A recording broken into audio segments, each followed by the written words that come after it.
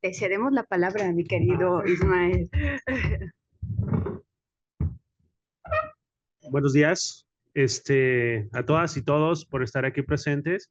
Es un honor dar la más cordial bienvenida a esta presentación del volumen 14, número 27 de la revista Exaya, donde se aborda el tema narrativas etnográficas en contexto de riesgo.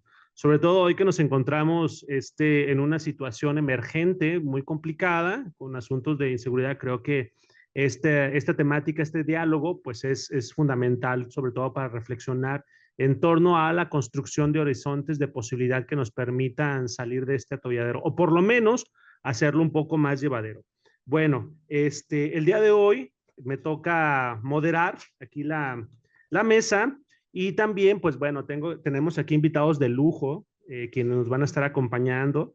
Tenemos a la doctora Jacqueline Garza Plasencia, tenemos también a nuestra compañera Daniela Strickland, tenemos a nuestro compañero Julio César Hernández y a la doctora Mirna Carolina Huerta, que nos va a hablar sobre sus experiencias. La idea, pues prácticamente es conocer un poco sobre que nos compartan su experiencia de campo, sus proyectos de investigación que han desarrollado y sobre todo cómo han logrado sortear esos conflictos que se enfrentan de pronto uno cuando está haciendo, o mejor dicho, cuando está abordando esas temáticas tan complejas. Pero bueno, para no alargarlo más, voy a ceder la palabra a la doctora Jacqueline Garza Plasencia, quien nos va a presentar lo que es este número de la revista. Okay. Muchas gracias. Hombre, bueno, muchas gracias. Buenos días a todas y todos. Gracias por acompañarnos esta mañana. Para mí es un gusto estar aquí para presentar este número de la revista. La verdad es que es un tema terrible, pero debo decirles que disfruté mucho como antropóloga poder leer estas reflexiones en torno a lo que significa, ¿no? Hacer trabajo etnográfico en escenarios marcados por violencia, criminalización y mucha vulnerabilidad social. Quiero comenzar, pues, supuesto, agradeciendo a la doctora Carolina Huerta la invitación. Muchas gracias, Caro, por compartirme este trabajo y, por supuesto, al doctor Ismael Torres por la invitación. Y pues como siempre, un gusto estar con mis colegas, ¿no? Con la doctora Daniel y el doctor Julio. Entonces, y me parece que Edgar también está por allá conectado ya. Entonces, ahora también les vamos a ceder la palabra. Bueno, yo reflexionando sobre qué significa, ¿no? ¿Cuáles son estas posibilidades y límites? Y también esas responsabilidades de hacer trabajo etnográfico. Me recordé aquellas frases que decía el antropólogo británico Tim Eagle sobre cómo la antropología no es solo una disciplina, sino una forma de filosofía que explora justamente esas posibilidades y potencialidades del ser humano. Y bueno, en ese sentido, la antropología no proporciona respuestas definitivas al investigador. O sea, si ustedes creen que como antropólogos salimos y conseguimos respuestas, es todo lo contrario, ¿no? Desestabiliza tus certezas y cuestiona todo aquello que tú creías saber, ¿no? Una vez que te insertas a un trabajo de campo, lo que sucede es eso, ¿no? Como en lugar de ir obteniendo más ideas o más certezas, te vas cuestionando cada vez más eso que estás observando. Entonces, creo que esta perspectiva resulta muy pertinente cuando se investigan contextos de violencia.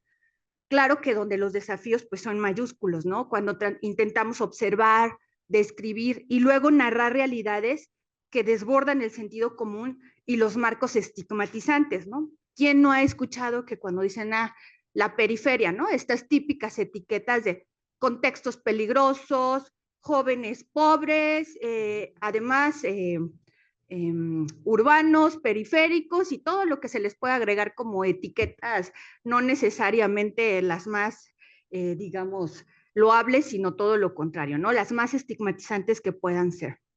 Entonces surge esta pregunta de cómo posicionarse como investigador o investigadora social desde un lugar distinto, que te permita mirar y escuchar al otro o a la otredad, como le decimos en la antropología, sin prejuicios.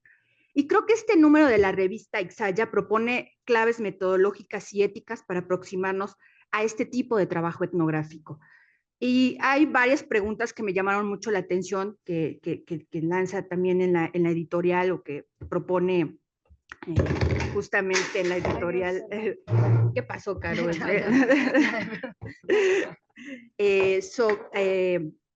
Ismael, sobre cuáles son los desafíos metodológicos de investigar fenómenos sociales en contextos de riesgo, violencia o conflicto con la autoridad. ¿Qué estrategias despliegan las y los científicos sociales en estos escenarios? ¿Qué relevancia adquiere la mirada EMIC y ETIC en contextos de vulnerabilidad? Dos categorías que son sumamente antropológicas, lo EMIC y lo ETIC. No sé si ustedes ya lo conocen, pero bueno, voy a dejar por aquí esas dos grandes categorías para como pregunta para la mesa que ahora les va a tocar a los demás hablar sobre ello. Pero algo que me llamó la atención cuando estaba leyendo la revista y que me resultó muy significativo es observar cómo la etnografía, ¿no? O las narrativas etnográficas, como se titula la revista, pues tradicionalmente están asociadas a la antropología. Evidentemente, pues yo soy antropóloga y desde ese lugar les estoy hablando, pero me llamó mucho la atención que los que escribieron no son antropólogos de formación. Entonces, hay pocos antropólogos escribiendo y más bien científicos sociales, ¿no?, que están tomando como herramienta central para comprender subjetividades y contextos sociales cada vez más complejos la etnografía. Y esto es bien interesante porque, otra vez, ¿no?, cómo se convierte en una herramienta para aproximarnos a estos contextos, a estas subjetividades, pero por sí sola no basta, ¿no?, sino que se requiere complementar con otras técnicas que permiten una aproximación más densa y segura a los territorios. Y creo que aquí los ponentes que escribieron los artículos nos van a hablar muy bien de cuáles son esas otras técnicas, ¿no? O sea, si bien es cierto, la etnografía en un primer momento te ayuda a entender el contexto, hay otras herramientas que también fueron necesarias. Bueno, solamente destacar que la revista, que ustedes pueden revisar en línea, no lo dijimos aquí, pero también se puede, y quienes nos están escuchando por Facebook, también podemos decirles que les podemos poner el link para que vayan a la revista en su versión digital, pues se estructura en dos niveles de reflexión. Por un lado, el análisis de los contextos y los actores, con el fin de diseñar metodologías seguras y pertinentes, pero también por el otro lado va mucho a la subjetividad del investigador. Es decir, hace como una introspección crítica del papel del investigador, su implicación emocional y su compromiso con una interpretación ética de los datos. Entonces, las autoras, que están aquí a mi lado, y los autores, que también están acá a mi lado, participan en este número, se insertan en diversos escenarios empíricos y proponen estrategias para realizar trabajo de campo en diversos contextos, y sus contribuciones me llaman mucho la atención, que también hacen una revisión exhaustiva de autores clásicos y contemporáneos que han reflexionado teóricamente, pero también en diversos escenarios como guerras, conflictos armados, favelas y otros territorios marcados por violencias que no son solo físicas, sino también estructurales e institucionales. Entonces, si ustedes están por primera vez intentando entender qué significa hacer trabajo de campo o investigación de campo en contextos de estos que ya mencioné, vayan y revisen los artículos porque les van a dar muy buena orientación sobre cuáles son esos autores clásicos y contemporáneos que están trabajando. Hay muchísimos, no los voy a mencionar acá porque se me va el tiempo.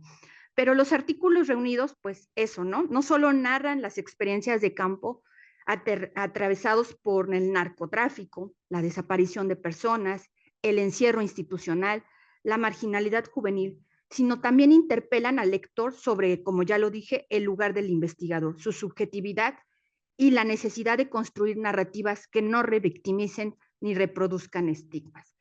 Y así comenzamos con la primera sección, que es Caleidoscopio, en la que se integran 3 artículos. El primero es el del discurso a la realidad, escrito por Daniel Strickland, que está aquí a mi lado, y por Ilse Torres Ortega.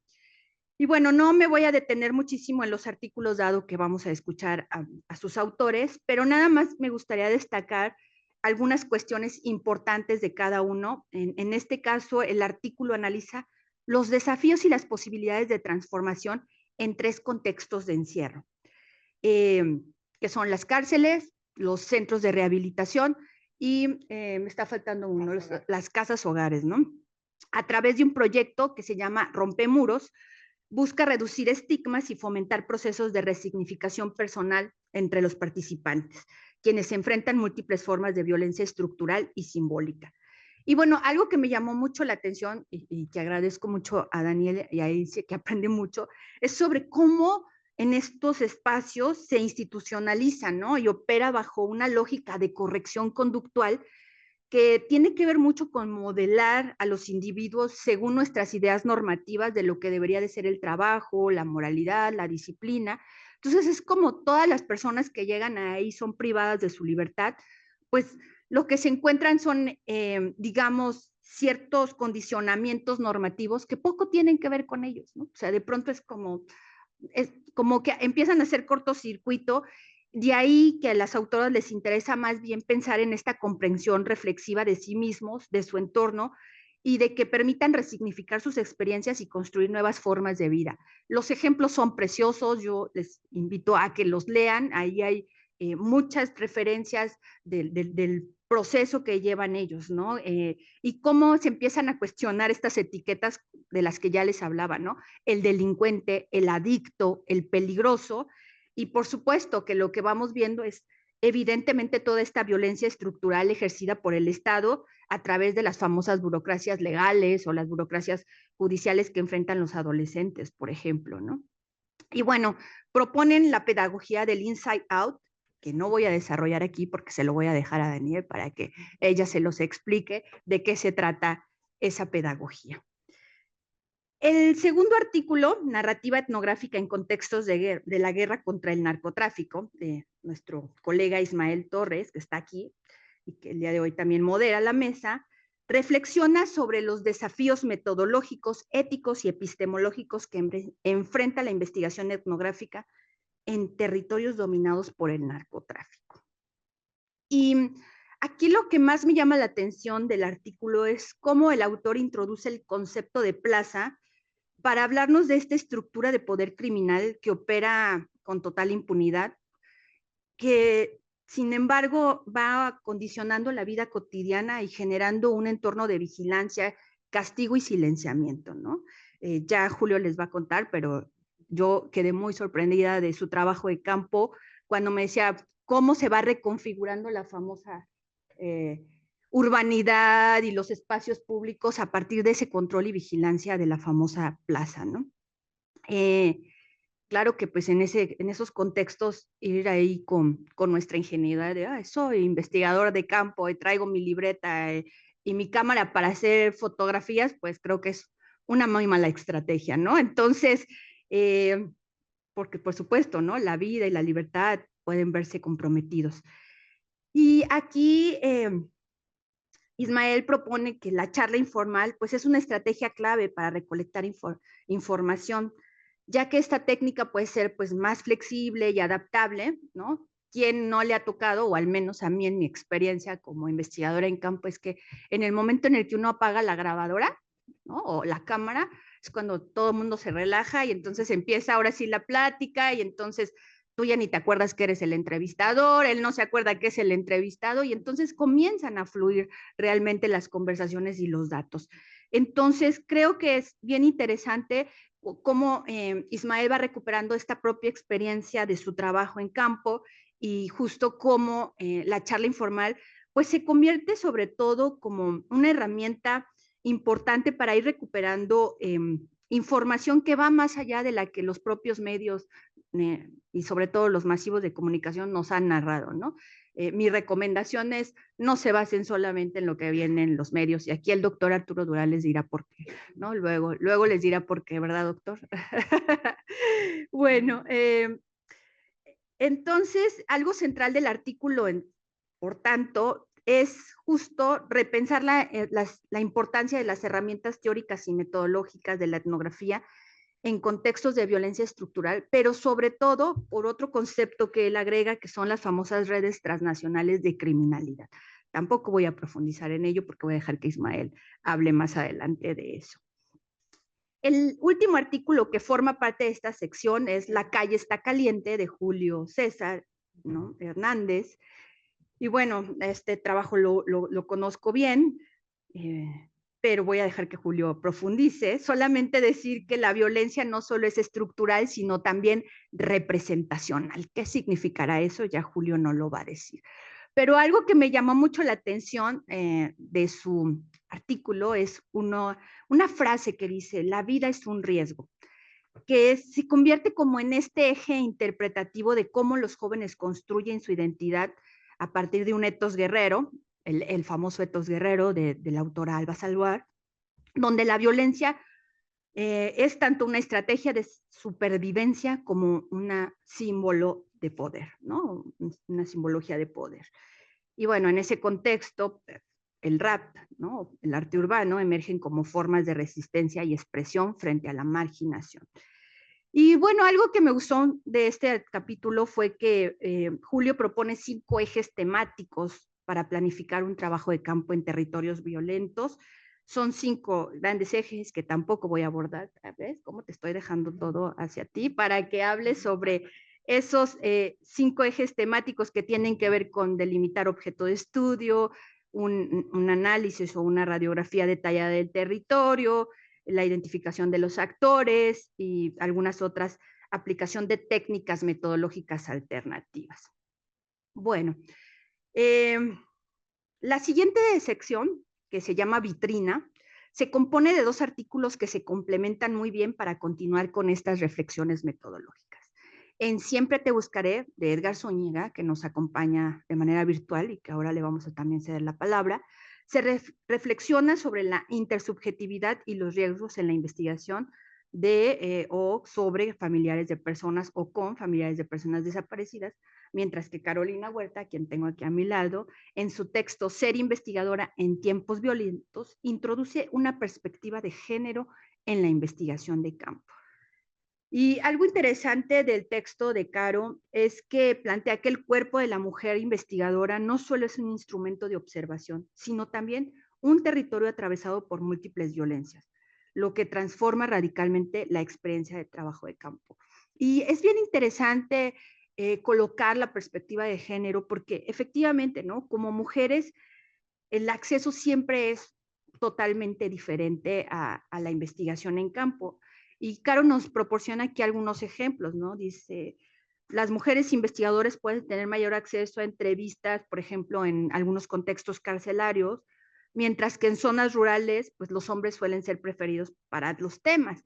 Pero fíjense, la dificultad se establece sobre todo con figuras masculinas dominantes. O sea, imagínense, nosotras como mujeres, cómo nos ponemos a entrevistar a policías, a integrantes del crimen organizado, a internos de centros penitenciarios, quienes lo han hecho acá, las 2 especialistas se los van a tener que contar, en un entorno donde justamente opera una lógica de lealtad corporativa masculina, ¿no? Esta lealtad hacia los hombres, hacia esta figura patriarcal, entonces siempre resulta esto en dinámicas que pues se vuelven mucho más complicadas, barreras simbólicas y prácticas que condicionan, por supuesto, el acceso a la información y la seguridad de las investigadoras. Mientras que Edgar Zúñiga, en el artículo Siempre te buscaré, propone una reflexión metodológica profunda sobre la investigación etnográfica en contextos de violencia extrema, específicamente en el caso de ir haciendo acompañamiento a familiares de personas desaparecidas. Y él también habla de 3 categorías que le resultan claves para ir entendiendo esta labor de ser investigador, pero también acompañar estos procesos de búsqueda. Y habla de agencia e intersubjetividad, de una reflexividad y de la postura EMIC y los riesgos y límites, que tampoco voy a profundizar aquí porque voy a dejar que Edgar mismo les hable de eso. Creo que lo que me llamó mucho también la atención de este artículo es cómo Edgar enfatiza en la importancia de reconocer asimetrías sociales entre el investigador y los participantes. Es decir, que en términos ni de capital simbólico, ni económico, ni cultural, nunca vamos a estar de la misma manera que con aquellos con los que estamos investigando, ¿no? Digo, salvo que se trate de una situación de igualdad, pero casi siempre hay asimetrías y siempre se hacen evidentes, ¿no? Por supuesto que tener esta conciencia permite establecer límites éticos y legales, como lo plantea Asensio en su artículo, y evita la instrumentación del dolor ajeno. Bueno, En suma, lo que hace Edgar es proponernos una etnografía comprometida y situada. Ya les contará más. En este último artículo vemos cómo se vincula de manera muy pertinente con las dos reseñas de los libros que realizan Carolina Huerta y Beatriz Nogueira. El libro Ambivalencias de la desaparición de personas y alternativas de búsqueda ante esa desaparición. Y bueno, estas obras colectivas son coordinadas por el doctor Arturo Durán y su servidora, el doctor Arturo que está aquí. Gracias, doctor, por acompañarnos. Y bueno, estas obras han significado el trabajo también de varios años que llevamos realizando aquí en el colegio sobre el grave problema de la desaparición de personas como una profunda crisis de justicia y desigualdad en América Latina.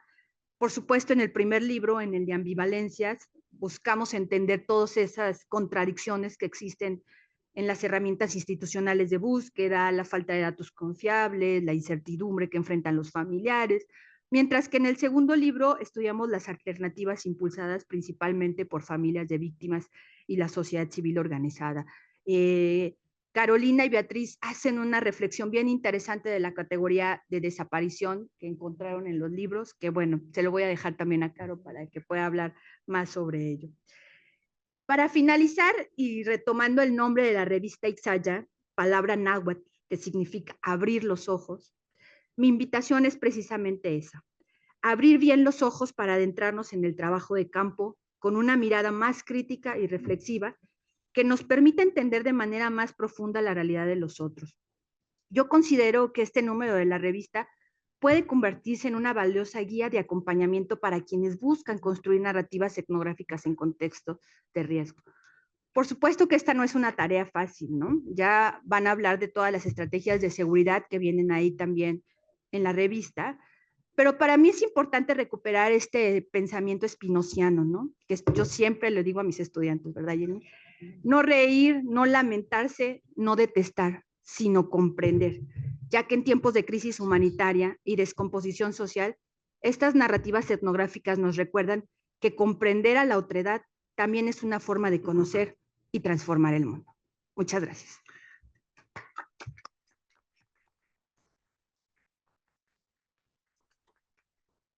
Bien, muchas gracias, doctora Jacqueline, por esta lectura quirúrgica que hace de la revista y que indudablemente pues abre la inquietud por conocer más, ¿no? Es muy, muy profundamente agradecido.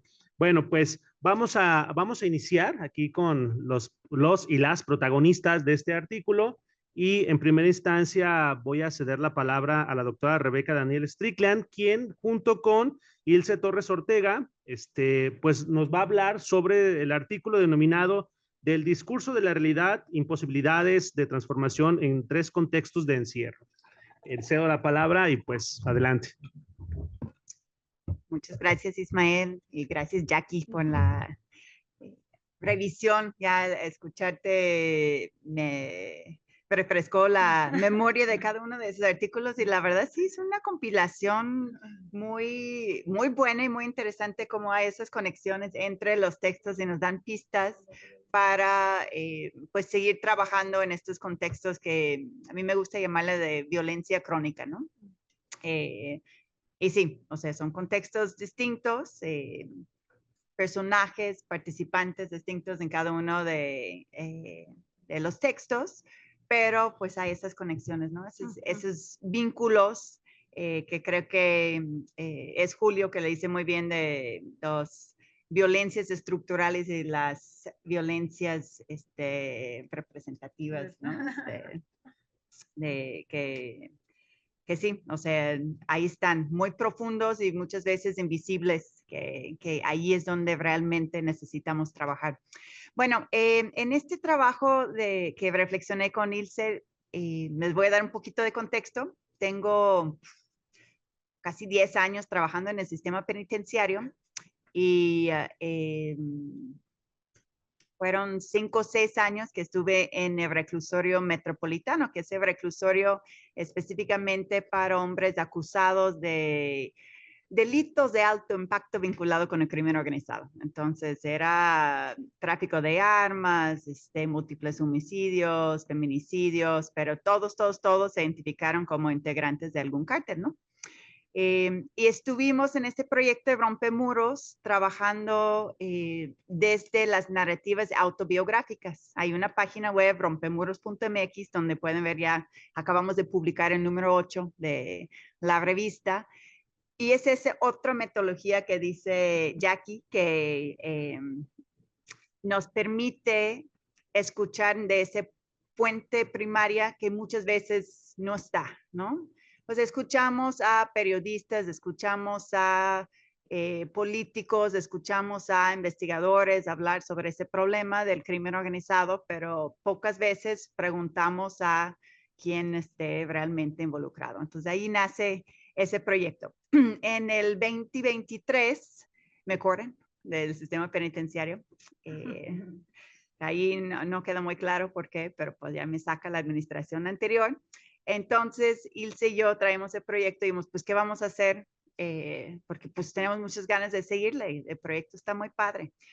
Entonces, se lo llevamos primero a un centro, una clínica de rehabilitación en Tequila y luego a una casa hogar con menores de edad en conflicto con la ley. No funcionó muy bien con esa metodología que tenemos de las narrativas porque pues con los adultos lo que hacemos es justamente ese tejido entre el EMEC y el ETIC, que leemos los textos teóricos, leemos crónicas, leemos estas interpretaciones desde afuera más académicos, más intelectuales sobre el problema de la violencia, del crimen organizado, etcétera, etcétera. Lo dialogamos con esta metodología de Inside Out, que es muy socrático, de sentarnos en círculos y dialogar sobre los problemas. Y se estimula que ellos escriben desde sus, que nosotros escribimos todos, sobre nuestras propias vivencias, ¿no? En relación a estos problemas, generando esos fuentes primarias, ¿no? Para complementar la etnografía, ¿verdad? Entonces, no funcionó muy bien en la clínica porque habían pocos que todavía tenían la capacidad intelectual de escribir. O sea, muchos ya tenían largas historias de consumo. Entonces, pues tuvimos un estudiante que me emocioné un montón cuando me di cuenta que su cuaderno estaba lleno. Dije, híjole, se escribió un montón. No, pues se lo llenó nomás con el Padre Nuestro, ¿no? todo. Entonces, sí, de pronto había esos momentos de lucidez con él, pero pues muchas veces no. Y con los chavos, el número 7, Rompemuros, está muy padre si hay quienes les interesa trabajar con jóvenes, porque eso nos invitó a pensar fuera de la caja otra vez. Y allí trabajamos con fotografías, les dimos cámaras para que ellos contaran sus vidas con fotos, hicimos podcasts, escribieron raps, proyectos con plastilina. Entonces buscaron otras maneras para expresarse porque muchos nuevamente pues eran analfabetos o apenas estaban cursando la primaria. Entonces eso de que, ay, deja escribo, pues no daba. Entonces, pues allí pues nos da pistas, le ponemos imposibilidades de transformación, el entre paréntesis, porque no queremos perder la esperanza por completo, pero sí vemos que hay muchísimos límites estructurales que no es tan fácil como se pinta en papel, ¿no? A decir, ay, el sistema penitenciario sirve para reintegrar a la gente, ¿no? O sea, si nos preguntamos, a ver, ustedes cuando ven a alguien que sale de Puente Grande, ¿lo ven con el mismo aprecio que ve a alguien que saca un diploma de una licenciatura o algo? Pues debería, ¿no? En teoría pasó por ese proceso de tantos años, generalmente más que los 4 de una licenciatura, que de reintegración, rehabilitación, no sé qué tanto. Entonces, pues debería de salir de que todo el mundo diga, ay, yo lo quiero contratar. Al contrario, ¿no? ¿Qué es lo que te pide cuando vas para un trabajo? La carta de policía, ¿no? Ay, no, ha estado en Puente Grande. Zafo, ¿no? Mejor no. Entonces, pues sí, ese es solamente un ejemplo de las barreras estructurales que están por allá. Entonces yo lo dejaría allí, invitándoles a consultar la página de Rompemuros si tienen más interés y el texto. Muchas gracias por el espacio.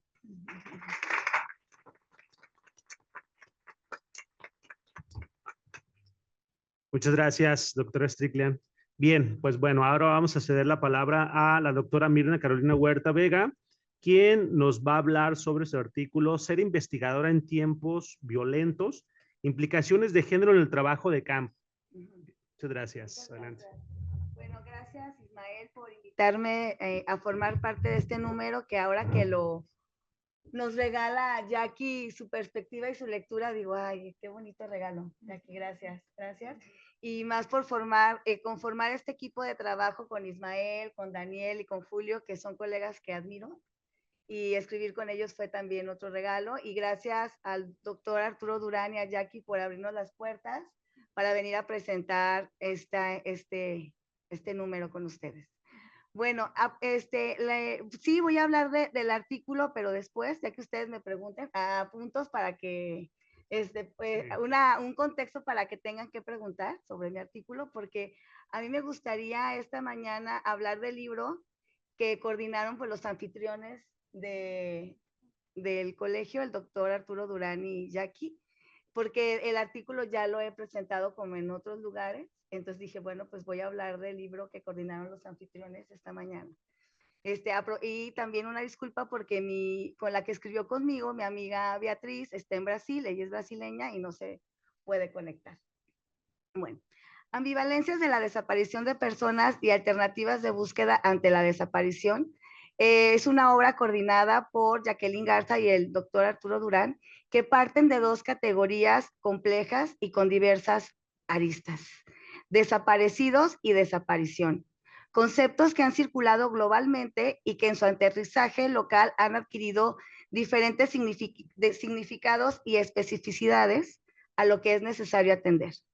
Pues modifican, incluso quiebran y hasta rompen las definiciones originarias y universalizadas que todos tenemos sobre lo que es desaparecidos y desaparición, que ya parecen conceptos de uso común y cotidiano, lamentablemente.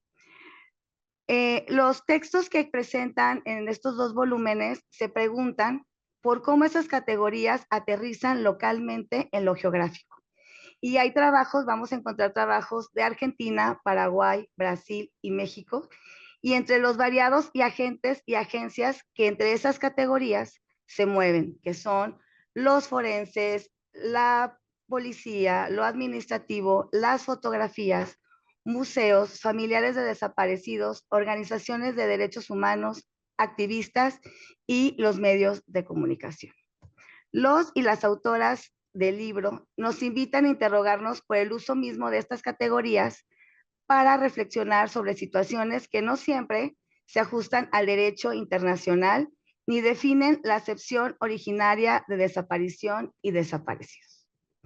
Estos dos volúmenes se inscriben en un espíritu de reconocimiento a la labor de las familias de los y las desaparecidos y desaparecidas en los países latinoamericanos. El valor inestimable de estos dos volúmenes estriba en la información que ofrece.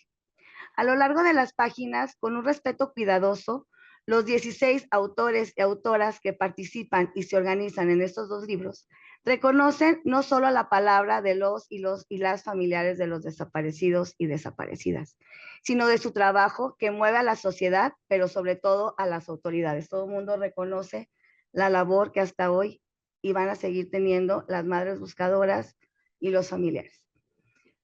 Los y las autoras de este libro se unen y se pueden leer en los textos los gritos, los llantos y las risas de las personas que participan ahí.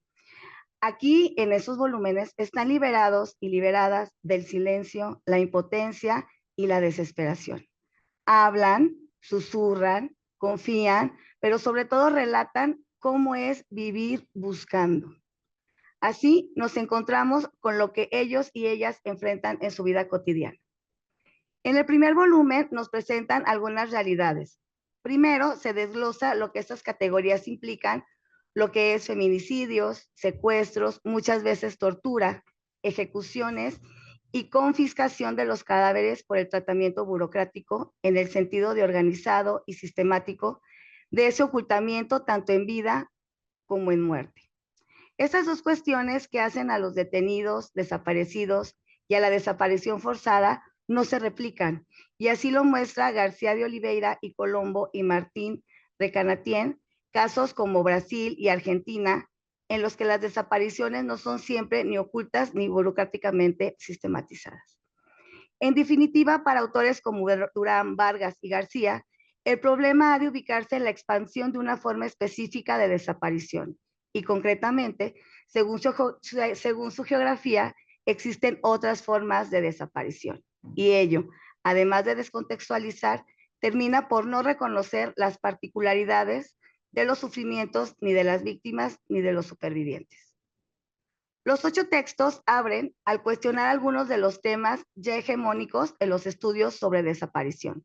La limitación a las redes filiales sanguíneas, del duelo o de la memoria y las emociones, y aún la poco convencional, pero por ello necesaria consulta, apuestan a pensar otras dimensiones sobre el espacio.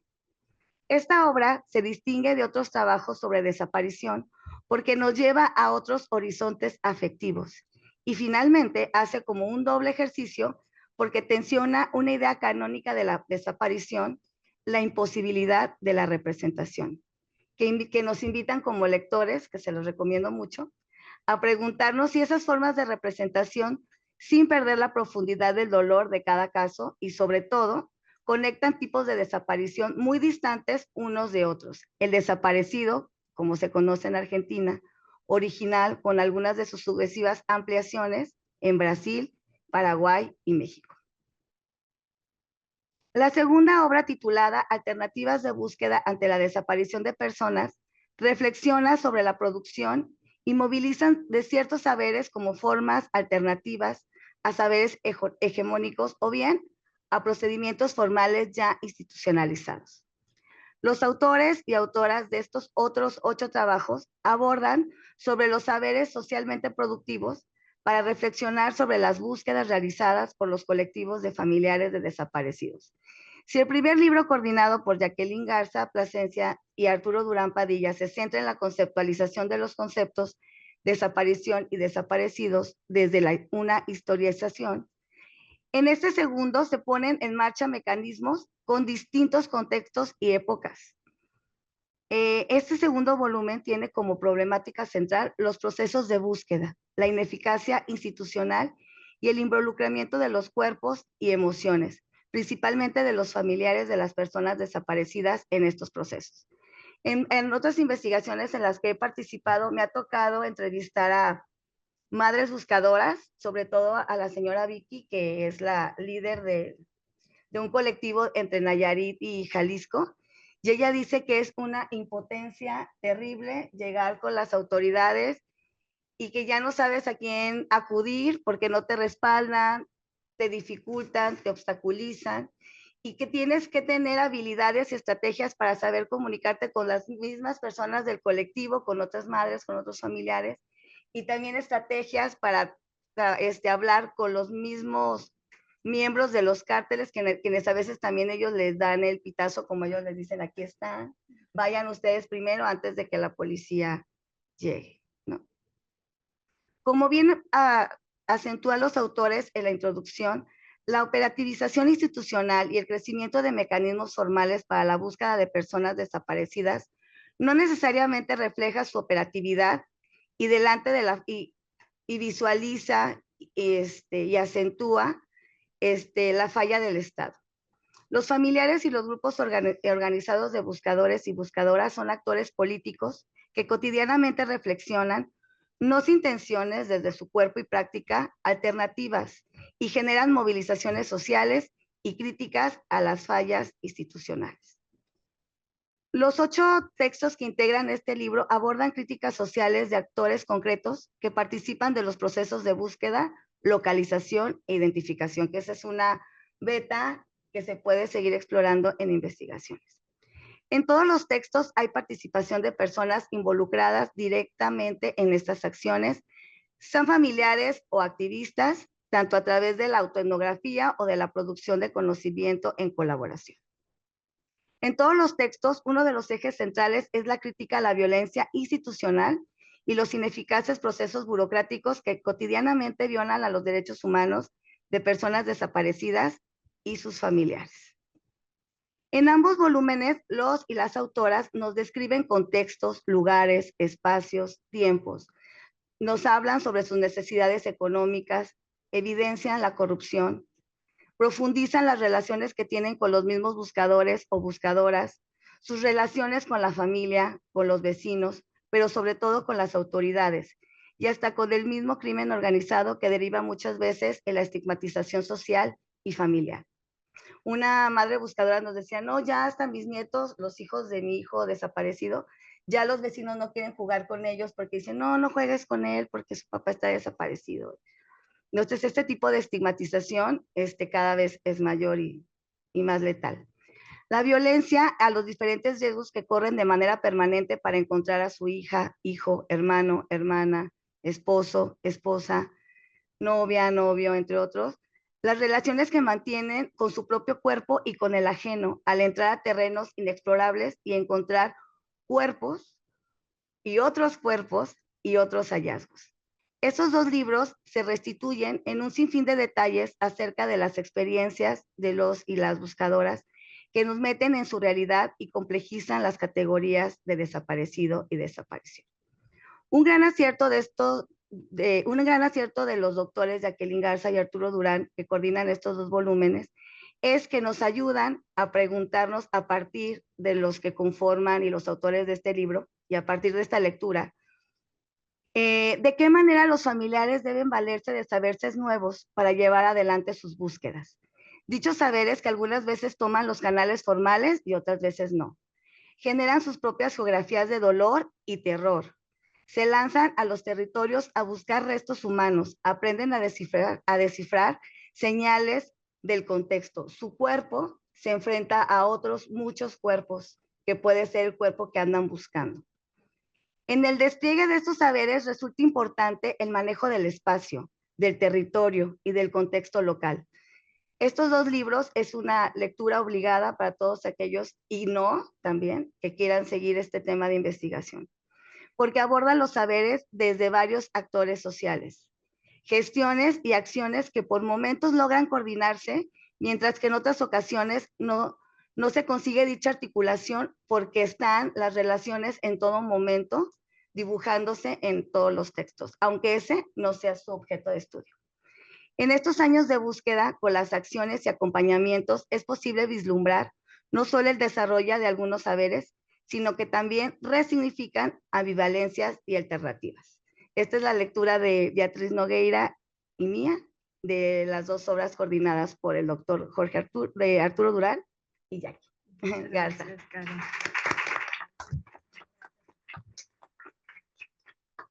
Muchas gracias, doctora Mirna. Bueno, vamos a ceder la palabra a Edgar. Edgar, estás, quien nos está acompañando vía remota. Nada más que no sé si está por ahí. Sí. Acá ando, ¿qué tal? Muchas gracias.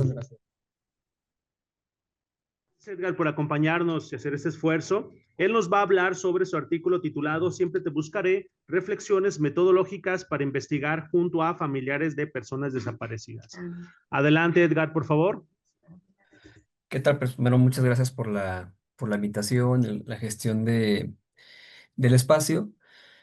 Y pues bueno, este artículo es un esfuerzo de sistematización de la metodología en cuanto a una tesis de maestría que realicé entre 2018 y 2020 y una de doctorado que justamente concluyo en una semana. Entonces, ambas tesis han sido sobre familiares de personas desaparecidas. Allá en Guadalajara, actualmente me encuentro en la Ciudad de México, pero todo el trabajo de campo lo he realizado en Guadalajara. Y bueno, sin más preámbulo, el artículo titulado Siempre te buscaré, reflexiones metodológicas para investigar junto a familiares de personas desaparecidas, Está guiado a partir de una pregunta que es la siguiente: ¿cómo construir investigación ante una problemática sensible y riesgosa como lo es la desaparición forzada y junto a los familiares de personas desaparecidas? En ese sentido, a partir de ahí comencé a plantearme otras preguntas para llegar a esta general, y son las siguientes. Voy a ir rescatando las siguientes preguntas durante toda la presentación. Uno, ¿de qué manera los familiares de personas desaparecidas inciden en la construcción de los datos? Dos, ¿de qué manera el investigador puede tener una postura abierta, dialógica y respetuosa respecto a la problemática y en este caso las familiares? Y tres, ¿cuáles son las dificultades presentes al realizar una investigación de este tipo? Bueno, eh, las investigaciones que realicé han sido de corte cualitativo, eh, mediante una postura EMIC, observación, bueno, como técnicas, entrevistas a profundidad, observación participante. Y en el primer caso, realicé un estudio de caso con el colectivo Fundec. Y para la segunda investigación, trabajé con 7 colectivos. Sin embargo, en este artículo doy cuenta de la sistematización respecto a 4 colectivos, que es Fundec, Entre Cielo y Tierra Oficial, Huellas de Amor y Luz de Esperanza. Y bueno, ¿cómo es justamente la sistematización? Mediante la lectura de los diarios de campo a través de la comparación constante. Es decir, retomé los diarios de campo de ambas investigaciones para responder a estas preguntas. Y pues bueno, ¿cuáles fueron los resultados? Respecto a la primera pregunta, eh, que es de qué manera los familiares inciden en la construcción de los datos, planteo las siguientes categorías, que es agencia, intersubjetividad y, bueno, mm, cómo se bajan estas categorías. Voy a tratarlo de decir con ejemplos. En una ocasión, me acuerdo cuando estaba con Entre Cielo y Tierra Oficial, iba a realizar una serie de entrevistas con ellas, unas cara a cara y otras grupales. Y entonces me dice Marleti, quien coordina el colectivo, me dice: no, espérate, Edgar, antes de hacer las entrevistas, vámonos a una búsqueda en galería. Una búsqueda en galería es pasar a ver las fotos que, bueno, cuando de los cuerpos que son encontrados en las fosas.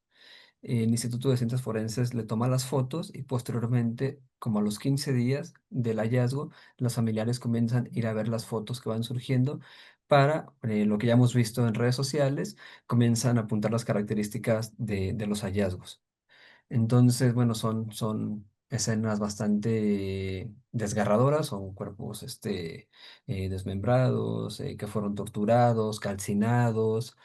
Entonces, y ella me lo dijo, para que veas lo que nosotras vemos, así literal. Entonces, después de eso, ya hicimos las entrevistas y sin duda, ese evento marcó toda la investigación, entre otros, claro, ¿no? Y ahí está su agencia. Su agencia, ella, ella sabía y lo hizo con toda la intención. Eh, bueno, la siguiente mm, categoría, perdón, solo para completar la idea, ella lo hizo con toda la intención porque sabía que eso iba a incidir en lo que yo iba a ver junto a ellas y por ende a analizar. Posteriormente me lo comentó. La segunda categoría, ahora sí, intersubjetividad, para responder a cómo los familiares inciden en la construcción de los datos. En ese sentido, planteo que hay una afectación mutua. Afectación en cuanto a significados, es decir, una relación intersubjetiva, pero no solo eso, en cuanto también a afectos. Y eso es importante porque va a repercutir la construcción del dato, en cómo se construye el dato y en cómo se analiza el dato. En ese sentido, algo que he ido reflexionando durante el proceso, en esta relación intersubjetiva, la importancia de construir confianza y cómo a través de esta relación intersubjetiva materializada en relaciones de confianza puede implicar datos muy precisos, relevantes e importantísimos que nos puedan compartir. Para eso, bueno, posteriormente voy a hablar sobre la importancia de estar ahí junto a ellas. Eh, un ejemplo de esta intersubjetividad, yo considero que fue muy importante el contacto que tuve con Fundec desde el 2018 y justo recuerdo cuando regresé con ellas en 2021, había estado más o menos en contacto con ellas, pero con la intención de volver a hacer una investigación junto a ellas. Fue muy, mm, no sé, como muy característico, no sé todavía cómo describirlo, y ahorita les voy a contar a qué me refiero. Los colectivos de familiares, desgraciadamente, tienen una rotación constante. Y digo desgraciadamente porque diario se perpetra el delito. Hay muchas desapariciones al día y se van integrando muchas personas día con día. Entonces, yo tenía más o menos como 4 meses, 5 más o menos, que no las veía, a 6 a lo mucho, 6 meses. Entonces, cuando vuelvo a la glorieta de las y los desaparecidos, me doy cuenta que había muchísimas caras nuevas. Fue algo que a mí me fue un shock impresionante y pues no las conocía. Entonces, a quienes sí conocía, empecé a platicar con ellas y me dijeron, ¿sabes qué? Vamos a presentarte a las compañeras para que te integres. Pero eso se logró justamente por una investigación previa y de ahí la importancia de estas relaciones intersubjetivas y digo intersubjetivas no solo en cuanto a cuestión, reitero, de significación, sino también de afectos y cómo las significaciones y los afectos se concatenan de manera dialéctica. Bueno, para responder a la segunda, a la segunda pregunta, ¿de qué manera el investigador puede tener una postura abierta, dialógica y respetuosa? Sin duda, bueno, regresar a Bourdieu y a Kant fue importantísimo, ¿no? La reflexividad y en ese sentido, eh, también desde Foucault, em, considerar las relaciones de poder que están siempre presentes al momento, antes, durante y después de hacer investigación. Y que en ese sentido, aunque estemos ahí colaborando, hay, hay una representación que encarnamos que no nos la podemos quitar. En ese sentido, yo me acuerdo mucho que les decía que iba con fines de una investigación académica y luego me decían que era periodista. Hay una representación, o que era profesor, ¿no? Hay algo ahí, y eso no es cosa menos, porque esa representación también implica pautas de comportamiento, de acción y de cómo se relacionan hacia nosotros. Y en ese sentido, podemos plantear, eh, digamos, nivelar lo más que se pueda esas relaciones, pero nunca van a ser al 100%. Es decir, a partir de esta reflexividad, justamente, eh, concluyo que no podemos tener una horizontalidad total, 100%. Y que justamente eso es importantísimo reconocer, porque a partir de ello podemos justamente, como hace rato se compartía, podemos tener una postura ética, respetuosa, sensible, porque nuestro hacer tiene trascendencia respecto a ellas. Y no es cosa menor, son temas, temas sumamente delicados. En ese sentido, reflexividad implicaría pues cuestionarnos todas nuestras coordenadas que, que representamos y que encarnamos en cuestión género, de clase, eh, no sé, cuestión étnica, o sea, todo. Mm, Se me movió el documento, disculpen. Bueno, justamente también para responder a esta pregunta, la postura en MIC también fue sumamente relevante. mm, y aquí, más que justamente como hacer la definición y todo esto, me gustaría plantear otro ejemplo del trabajo de campo. En una ocasión, cuando estábamos en un hallazgo de una fosa clandestina en Santana, Tepetitlán, estábamos justamente a un lado de la fosa esperando a que llegara Fiscalía y el personal del Instituto de Ciencias Forenses. Entonces, los familiares con quienes en este momento estábamos comiendo justamente, eh, y comenzaron a platicar de la violencia que se vive en Guadalajara y en Jalisco, y bueno, todas las circunstancias que más o menos hemos vivido todas las personas que hemos habitado allá y quienes habitan. Entonces, decían, por ejemplo, de las balaceras, de cómo han visto que llegan, que a otros vecinos, vecinas, llegan y les desaparecen. Entonces, pues justamente mis papás son de Guadalajara, yo también soy de Guadalajara y pues también por la casa de mis papás, allá por las juntas, en Tlaquepaque, pues también suceden muchas cosas, ¿no? Entonces, me preguntaron justamente en este rol que represento, me preguntaron mi punto de vista y eso sucedió más de una ocasión. Y es fácil, ¿no? Como uno empezar ahí a querer, sí, pero justamente son los momentos en los que hay que callar.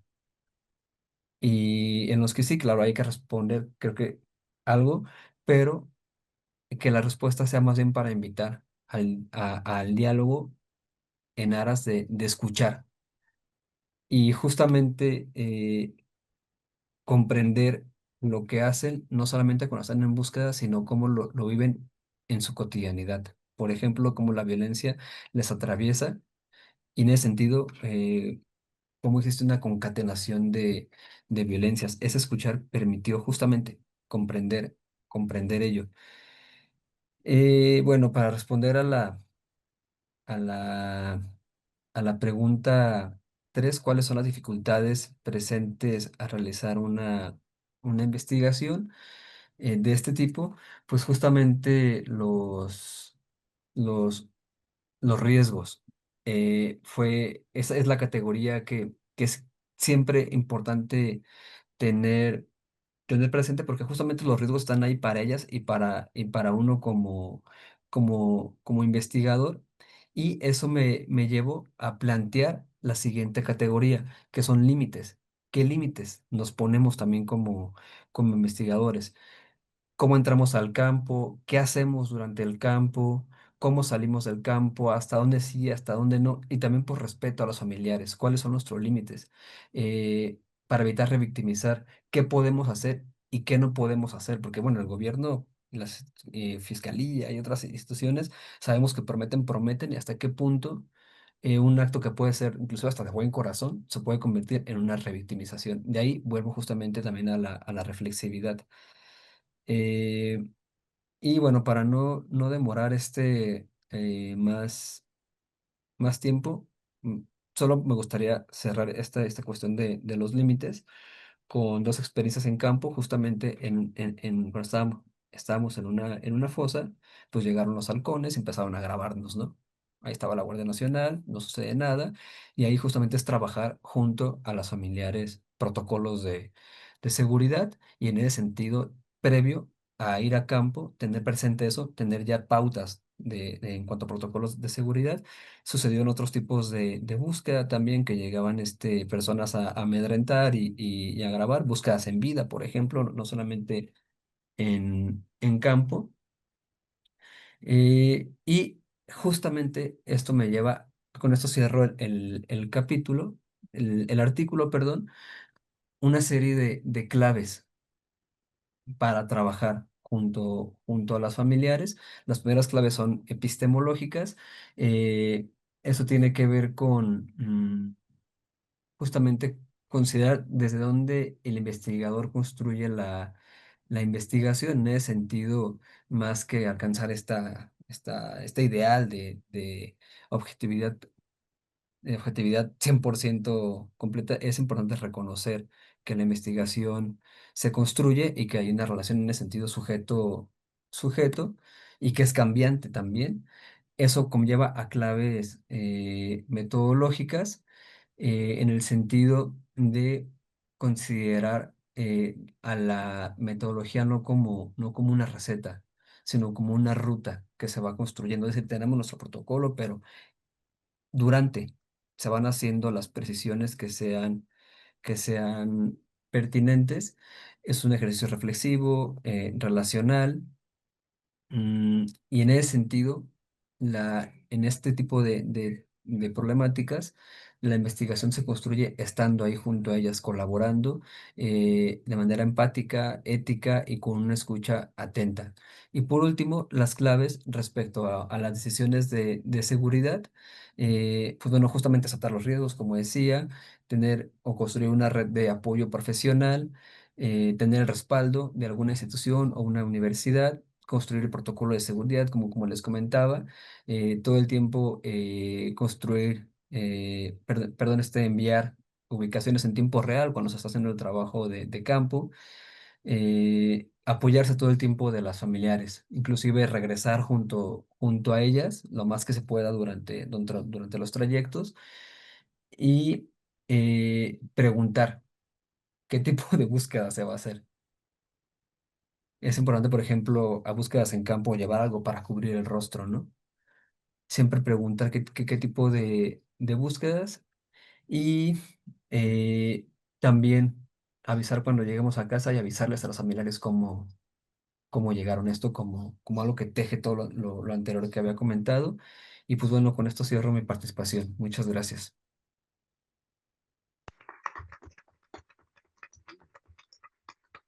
Muchas gracias, Edgar. Y pues el mejor de los éxitos, te mandamos la vibra para que ya termines ese posgrado y nos invitas al examen de grado, indudablemente. Bien, bueno, pues vamos a ir cerrando lo que es la presentación de estos artículos y nada más y nada menos que tenemos a Julio César Hernández Cuevas, y digo nada más y nada menos, pues porque él se formó aquí en esta casa de estudios, entonces, pues es como, digamos, el hijo pródigo que regresa a casa, ¿no? A mostrar parte de su trabajo, pero ya como todo un investigador realizado. Y bueno, Julio César nos va a hablar sobre su artículo denominado La calle está caliente, estrategias etnográficas en la aproximación hacia los jóvenes raperos de 15 colonias del área metropolitana de Guadalajara en un contexto de diversas violencias. Adelante, Julio, por favor. Muchas gracias. Bueno, voy a comenzar narrando un poquito en aspectos generales cómo fue el inicio del proyecto. Yo había trabajado en el 2016 con pandillas en Tonalá, especialmente con unas de las pandillas más conflictivas, en la colonia Jalisco especialmente. Y bueno, a partir de ello me di cuenta de que, bueno, en el contexto del crimen organizado comenzaban a, pues, a generarse otros grupos, aparte de las pandillas, ¿no? Que eran los CRUs, que eran colectivos de jóvenes que se dedicaban a rapear, pero todavía estaban dentro de la afiliación de las pandillas. Es decir, todavía se estaba comenzando a dejar de juntarse estas pandillas porque la plaza comenzaba a tomar el control de las colonias, ¿no? Y ya no los dejaban reunirse, tener conflictos con otros grupos antagónicos, otros barrios, otras pandillas, porque eso generaba problemas, llamaba la atención de la policía, o simplemente pues ya no fungían con este poder territorial estas agrupaciones, ¿no? Sino ya solamente lo que eran los grupos del crimen organizado, los de la plaza. Y bueno, esta otra agrupación de jóvenes, de raperos, me empezó a llamar la atención y a partir de ello quise dedicar pues, mis esfuerzos en lo que es el doctorado, ¿no? Y bueno, pues hasta ahí todo iba bien. Hasta ahí todo iba bien. En el cuestión de, comencé a hacer mi investigación. Ya tenía contacto con algunos raperos, especialmente los que se enfocaban en el rap malandro. No sé si conocen un poquito. Bueno, como si no conocen, bueno, algunos raperos han trascendido, bueno, que son locales, especialmente en este subgénero del rap, ¿no? El rap malandro. Es decir, ha tenido un protagonismo importante en Guadalajara y a partir de ello, bueno, quise dedicar mis esfuerzos, especialmente en aquellos que se escribían con este estilo malandro, ¿no? Es decir, con un tipo de discurso totalmente diferente, ¿no? En el que todavía se escribían a ser parte del barrio, aunque sea solamente de manera simbólica, y que bueno, como uno de mis elementos que me engancharon era esta representación de las violencias, ¿no? Como especialmente de la violencia y que después me fui encontrando en el proceso de investigación que no solamente era la violencia que ellos cantaban, ¿no? Los discursos antagónicos con otros raperos o que hacían y deshacían, sino que detrás de esta violencia habían otras violencias que no eran visibles, ¿no? Y a partir de ello comencé a indagar, ¿no? En este proceso, bueno, como parte de lo que comete a la investigación del artículo, pues yo llego ingenuamente queriendo aplicar mis técnicas que aprendí en la clase de metodología y pues me encuentro con una serie de sorpresas, ¿no? A pesar de que yo ya conocía a algunos raperos, ya tenía ciertos conocidos en este ámbito, yo pensé que iba a ser muy fácil, ¿no? Porque ya tenía como algunos puntos clave, ¿no? Bueno, hay un apartado en el texto donde expongo que la vida es un riesgo y en México pues sabemos que ser investigador es más riesgoso que en otros contextos, ¿no? Es decir, nos encontramos con una serie de desafíos y en estos desafíos tiene que ver al entrar al espacio y querer obtener información, ¿no? ¿Cuáles son los riesgos a los que nos encontramos? Y bueno, y a partir de ello, pues hago una similitud con la cuestión de la película de Sangre por Sangre, que es como un acervo épico de los jóvenes, ¿no? Que están en pandillas o que son raperos. Es como su película de culto, ¿no? Su película de culto porque pues ahí retoma ciertos elementos, ¿no? De las agrupaciones, los códigos, lo que implicaba la cuestión de cómo obtener respeto, ¿no? A partir de la valentía, la temerariedad, estos códigos que implicaban pues el etos, ¿no? Del guerrero, el etos del pandillero, ¿no? Ser valiente, no correr, no hablar, ¿no? Siempre estar demostrando esta valentía como forma de obtener pues un estatus entre sus grupos. Y bueno, y a partir de ello me encuentro con expongo un relato en el que pues yo ya voy con estas técnicas al campo, familiarizado con los sujetos y pues, ¡pam!, de repente cuando menos lo pensaba ya estaba dentro de una casa de seguridad, ¿no? Y digo, sí, ¿no?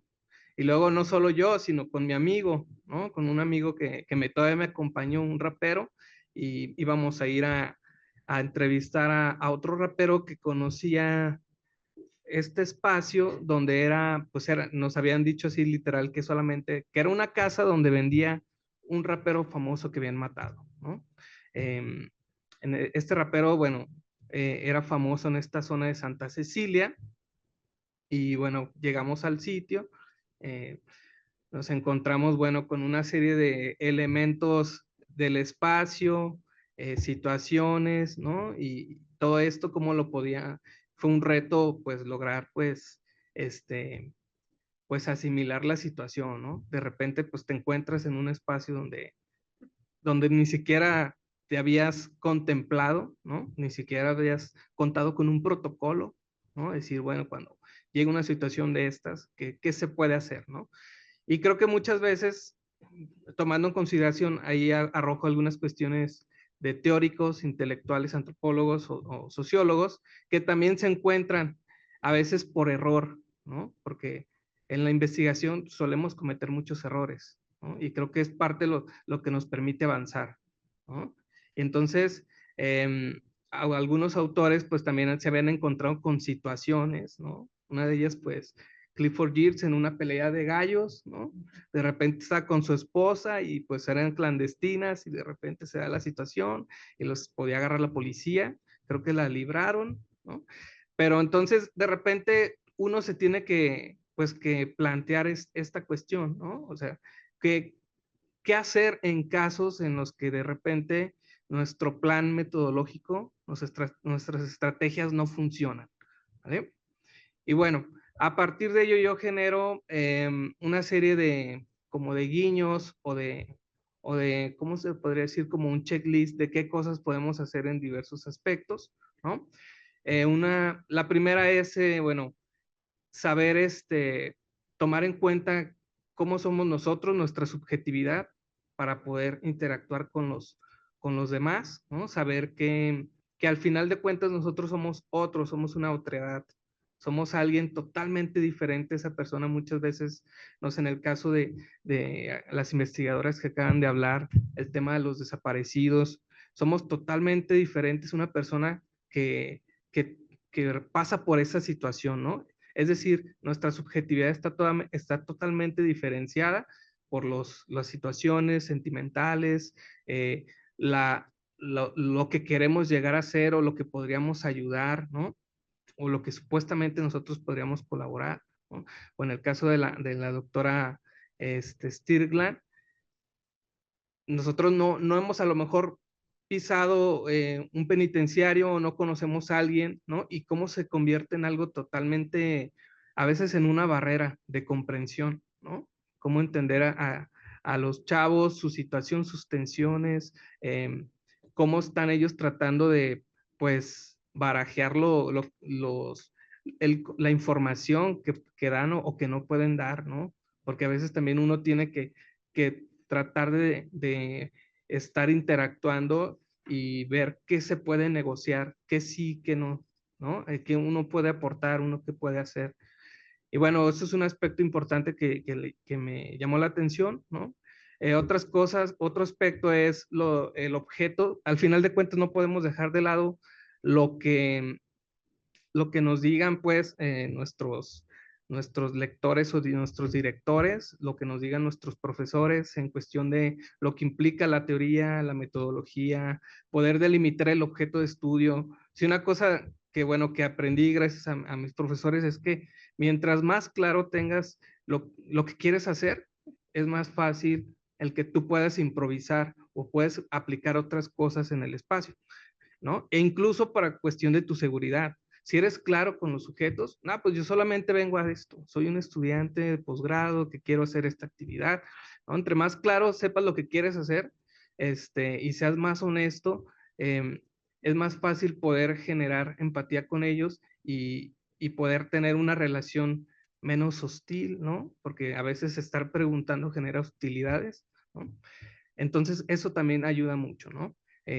Luego, en el ámbito del territorio, es importante que conozcamos o que tengamos un previo de a dónde nos vamos a meter, ¿no? ¿No? Y es como una lección del relato que expongo. A veces es importante que ustedes sepan a dónde van, ¿no? Que tengan ciertos datos del sitio, de los sujetos incluso, ¿no?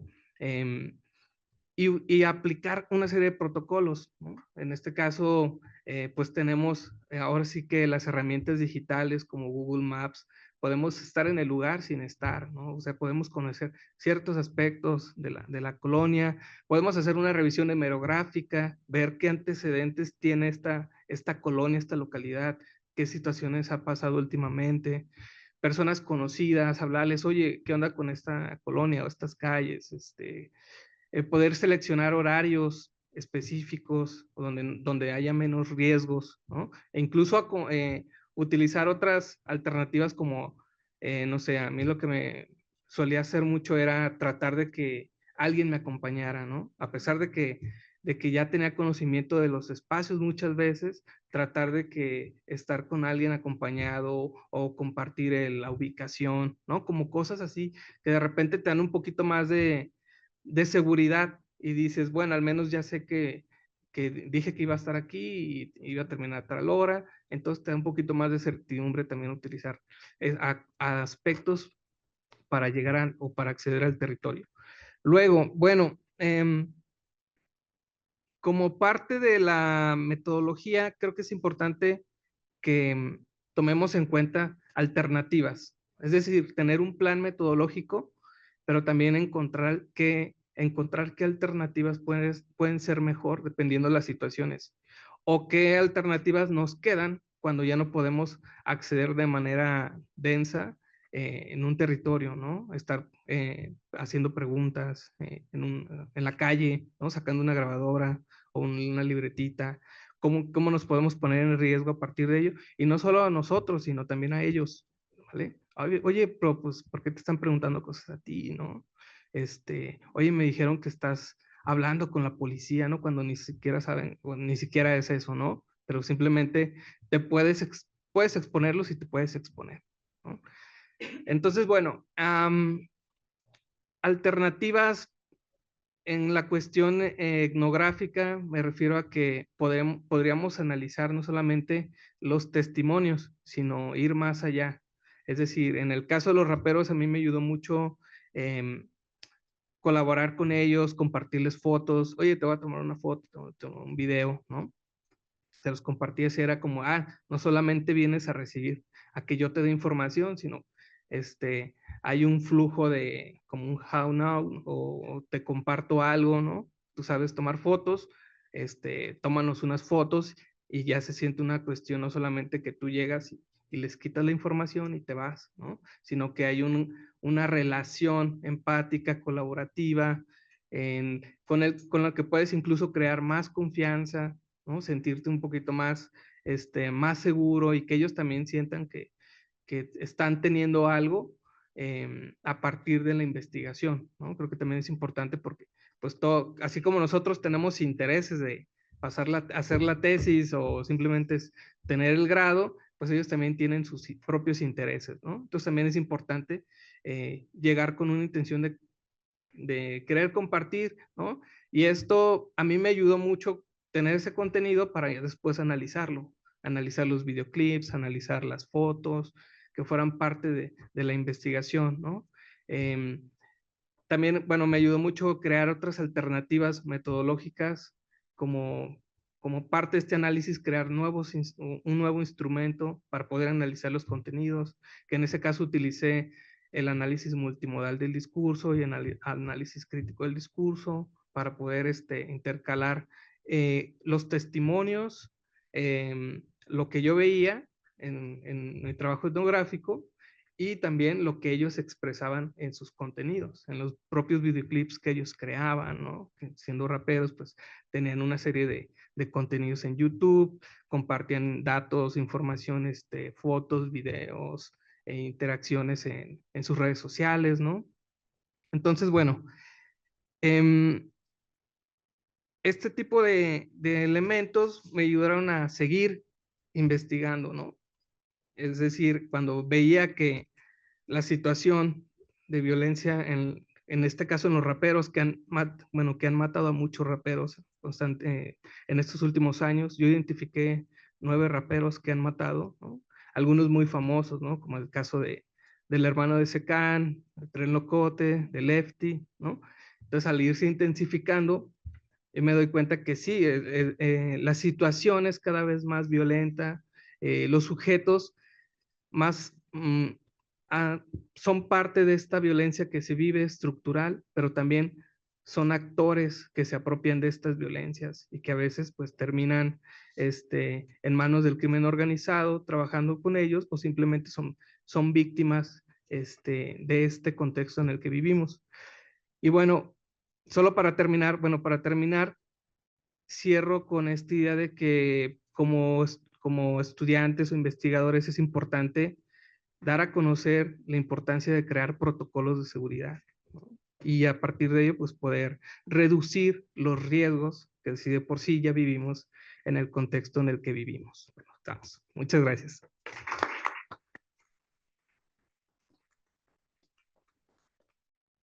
Muchas gracias, Julio.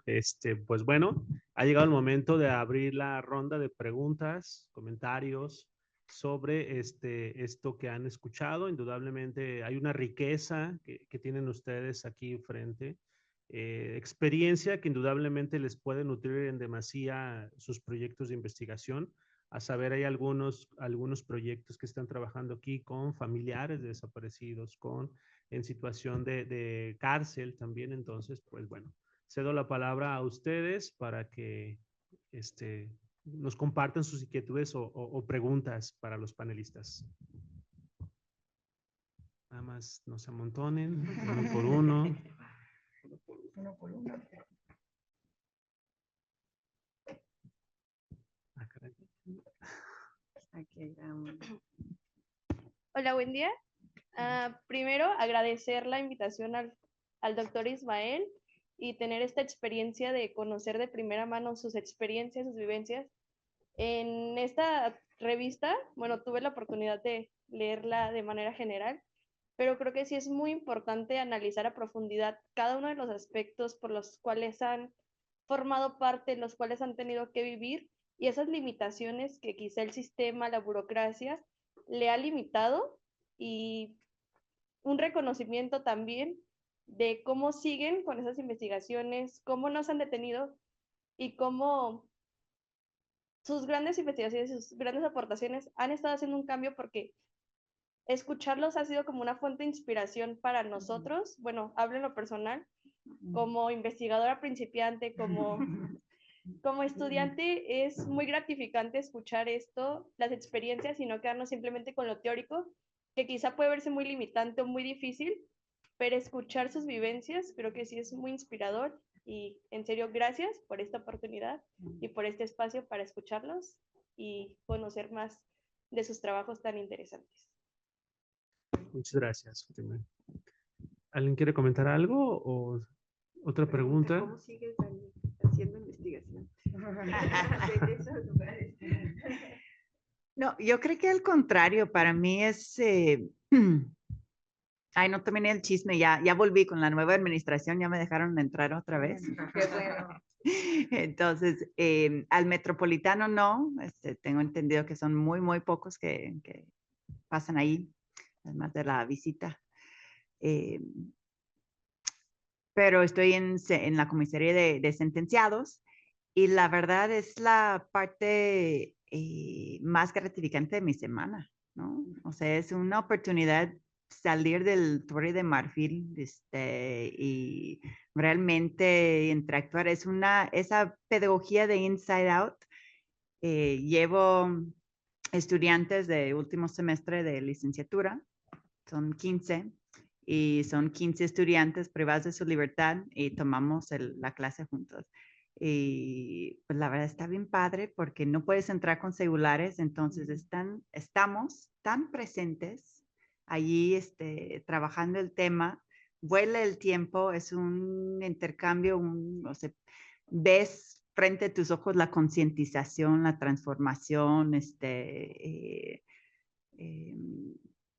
esas tensiones y diferencias entre las vivencias, que está padrísimo, ¿no? O sea, aprendo, yo me transformo cada semestre junto con cada grupo. Entonces, pues ahí a quienes nos dedicamos a la academia, tener esas oportunidades es así de que por eso elegí eso, ¿no? Por eso estoy aquí. Entonces, pues ya, no sé, compañeros, compañeras, ustedes, pero me imagino que no soy la única, quién sabe. No, somos iguales. Desmiéntenme. Somos iguales de intensas, Dani. Sí, ¿cómo seguir haciendo investigación de esos temas? Híjole, yo ya estaba en un momento académico, dije, ay, no, ¿para qué estudié tanto si aquí los temas? ¿no? Entonces llega como una nueva ola a mi vida con temas de violencia cuando la doctora Maru Suárez de Garay me invita a trabajar con ella en cárcel. Y ya yo dije, wow, lo que siempre he querido. Y coincido con la doctora Daniel de que ir a cárcel ya, la sola idea ya me pone de buenas todo el día porque llevas un protocolo de vestimenta, no entras con celulares, hay todo un proceso. Y sí es intenso, también no es para todos, lo reconozco, uno porque es intenso, y a mí me refrescó, me dio oxígeno a mi vida como académica. Yo estaba trabajando educación intercultural y salud y con indígenas y volver a cárcel y entrar por primera vez a cárcel a trabajar con feminicidas fue así oxígeno para mí y me volvió otra vez a situarme en el quehacer académico, ¿no? Y el por qué estaba aquí. Y como dice Daniel, me acordé por qué había estudiado lo que había estudiado y por qué estaba ahí. Y ahora que estoy haciendo el postdoctoral, trabajando con indígenas en contexto de cárcel, pues es otra mirada a las instituciones, a las personas, el respeto siempre, el escuchar, como yo decía ahora en la presentación de las obras del doctor Arturo que coordinaron el doctor Arturo y la doctora Garza, escuchar, leer en los textos y leer en las palabras y leer a la otra persona sus gritos, sus silencios, aunque no te diga nada, el estar ahí presente para esa persona que no tiene visita porque es indígena, porque está solo, porque su familia tiene que pagar mucho dinero y viajar mucho tiempo y no es posible y que tú eres única visita y que esté esperando que vayas para contarte lo que le pasó es algo que nos supera, no solamente como a mí en mi caso como investigadora, sino también como ser humano. Muy bien, muchas gracias. ¿Alguna otra pregunta, comentario? Adelante. Hola, buenos días. Igualmente, como mi compañera Fátima, agradecerles el espacio y el escuchar sus vivencias para nosotros como estudiantes de licenciatura. Es muy enriquecedor tomar en cuenta pues sus comentarios, sus vivencias y todo. Yo tengo la pregunta de relacionándolo un poquito a lo que nos están compartiendo.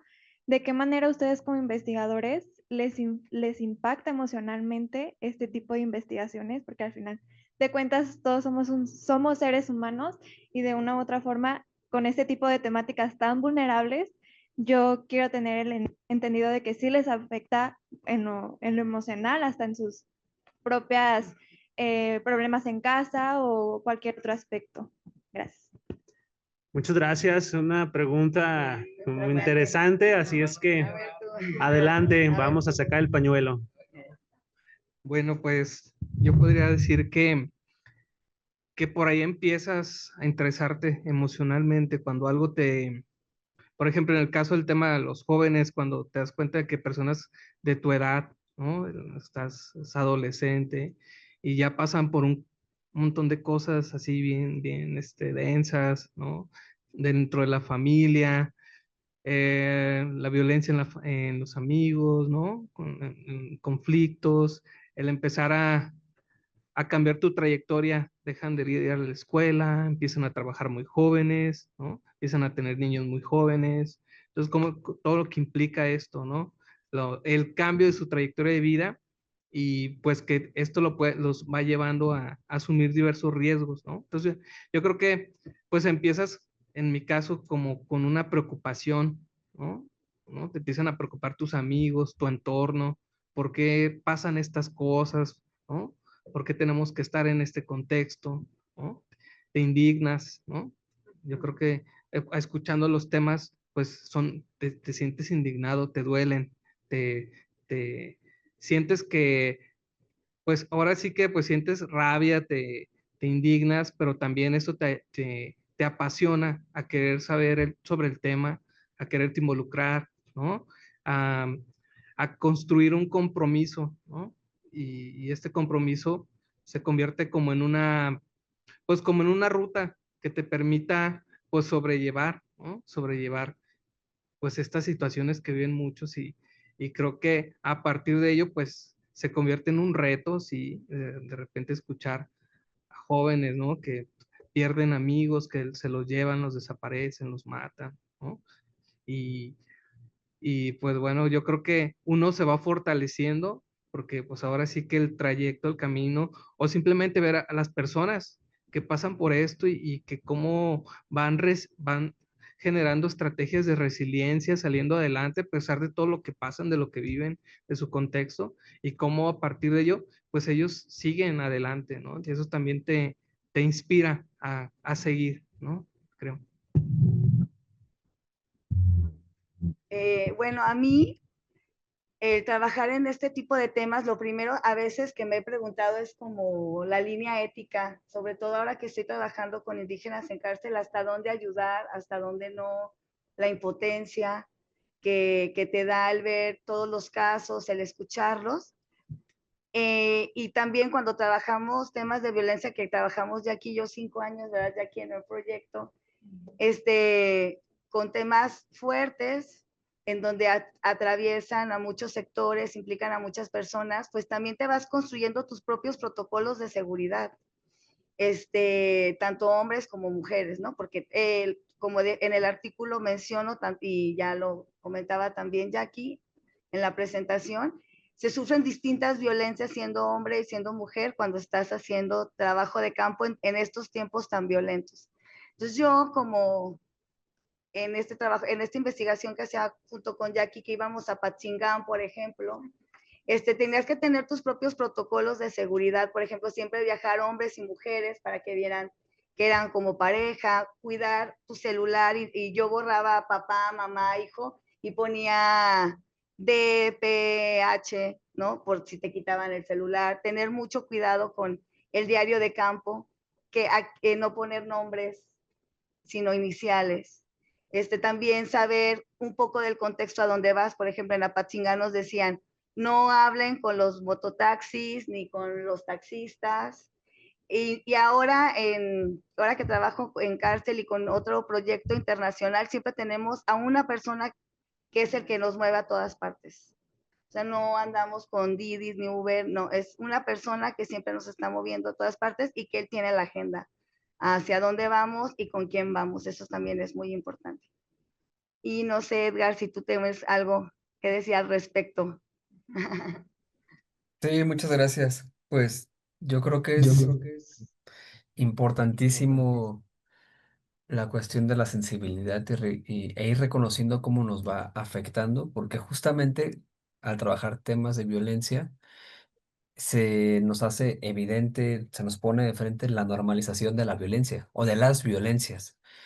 Entonces creo que el hecho de, pues sí, de salir enojados, ¿no? Del campo, de salir así con la lágrima, de salir con miedo, justamente nos recuerda nuestra condición humana y en ese sentido la vulnerabilidad y nos permite justamente esto que están diciendo, el construir protocolos, pero también la necesidad de hablarlo.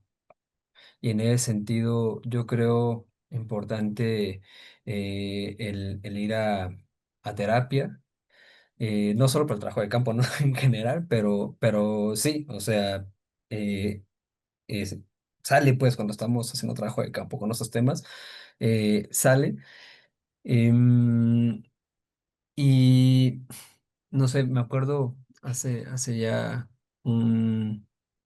algunos años, ¿no? Que tomé un taller con el buen Darwin Franco y le hicieron la pregunta del miedo, muy parecida a esta pregunta. Entonces él dijo, sí, pues el miedo me permite estar alerta.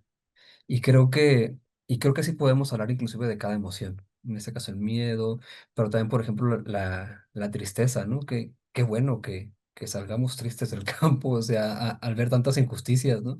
Más bien me preocuparía si no sintiéramos eso después de escuchar, de ver. Y la cuestión es cómo tratamos eso, qué tratamiento le damos, por eso la cuestión de la terapia. También, no sé, considero la importancia de no solo ir escribiendo el campo tal cual la observación, sino también tener un espacio para redactar cómo nos sentimos. sea, creo que eso ayuda mucho. A mí me ha llegado a ayudar y con personas de confianza también, justamente irlo platicando. Y en ese sentido, también creo que esta cuestión nos hace regresar a la metodología, en cuestión, inclusive como desde una cuestión epistemológica, pensar la sensibilidad, que es algo que ahí está presente y que nos permite no solo cuidarnos a nosotros, sino también cuidar a los otros, a las otras, durante y después del trabajo de campo. Entonces sí, yo creo que es importantísimo y qué tratamiento y cómo le damos, creo que podríamos abrir, no sé, hasta una mesa de no sé cuántas horas solo de eso, pero qué bueno. Creo que queda ahí la cuestión abierta, vaya. Sí, yo nomás le sumaría lo que dice Edgar. Yo le iba a retomar justamente lo que mencionó en su primera intervención de la reflexividad. Y van a ver, digo, hay diferentes formas de escribir académicamente. Yo siempre he sido peleado con esa idea de escribir en tercera persona porque, pues, o sea, ahí estás, ahí estamos, ¿no? Compartiendo de alguna forma. Entonces, si se decide escribir en tercera persona, se me hace muy importante mantener ese diario de campo, que es como tu mejor amigo, amiga en este proceso. Y para mí ese ya convirtió en una pasión de autoetnografía, ¿no? Que iniciaba con esas catarsis de descubrir una fosa y denunciarlo, de vivir del asesinato de mi hermana, de ver que se maten a los niños de la calle con quien estaban dialogando en mi investigación doctoral, esas cosas, y dices, a ver, empiezo sacándolo. Fue años después que me di cuenta, o sea, que encontré la joya del psicoanálisis y dije, no, pues sí, se necesita mucho más, ¿no? Pero ser consciente de que sí son cosas muy fuertes, ¿no? Y la otra cosa, retomando lo que decía Julio hace rato de la reciprocidad y dar las fotos, buscar eso, es reconocer que nadie nos pidió estar allí, ¿no? O sea, estamos con una agenda meramente egoísta de nuestra parte. Sí, claro, queremos aportar un granito de arena, pero al final de cuentas, pues o sea, nos están pagando para la publicación que vamos a sacar, ¿no? Para los resultados que vamos a presentar en no sé qué espacio. Y quienes nos beneficiamos somos nosotros. Entonces, es súper, súper, súper sensible de estar llegando con poblaciones viviendo cosas tan dolorosas como familiares desaparecidos y llegar y decir, oye, vengo de la universidad tal. ¿Y qué? O sea, que a mí qué, o sea, ¿qué me va a servir que sale un artículo publicado allá sobre eso, no? Y bueno, entonces, ¿cómo lo hacemos? ¿Cómo llegamos a pesar de ese mito de la horizontalidad, que estoy completamente de acuerdo, a decir, a ver, ¿qué puedo aportar? ¿Cómo puedo ayudar? Agarro la pala, sí, pero ¿qué más? ¿Cómo yo desde mi posición de privilegio puedo apoyar allí? Y ese también es sanador, creo yo, ¿no? Con tanta carga emocional para todos los involucrados. Gracias por la pregunta. Bien, muchas gracias. Doctora Jacqueline, ¿quiere comentar algo al respecto? Usted también le ha tocado hacer ese tipo de trabajo, entonces ha de tener cosas ahí Muchas que gracias. comentar. No, yo creo que, digo, los compañeros lo han señalado muy bien. Yo efectivamente regresaría cómo te afecta, evidentemente te afecta y te implica como sujeta, como sujeto investigador, investigadora, ¿no? En el momento en el que uno comienza a involucrarse, sobre todo si haces trabajo de campo con personas, ¿no? Cuando uno empieza a intercambiar esas subjetividades, evidentemente te implicas, ¿no? Yo recuerdo las primeras veces que entrevistaba a familiares, yo llegaba a mi casa con unas ganas de llorar, o sea, impresionantes, ¿no? Luego después llegaba otra vez con alguien y las familias me daban un zape porque me quedaba yo literal trabada en algunos contextos de búsqueda en vida, cuando llegábamos a las cárceles o a la fosa, pues no estás preparado para eso. Y la señora me daba un zape y me decía, ponte pilas, ¿no? Y yo decía, sí es cierto, o sea, si ellas, ¿no? Están, como decíamos, ¿no? Con toda esta resiliencia y toda esta capacidad para tratar de resolver en el momento las situaciones, pues esto te lleva también como bien lo señalaba ya Julio y Daniel, a una vigilancia epistemológica, ¿no? Epistémica, es decir, todo el tiempo estar pensando dónde estás parado, quién eres, ¿no? Cómo te estás implicando en este trabajo de campo y, por supuesto, estas relaciones asimétricas de las que tanto habla Daniel, ¿no? De poder, o sea, es decir, nosotros estamos evidentemente en una situación de privilegio.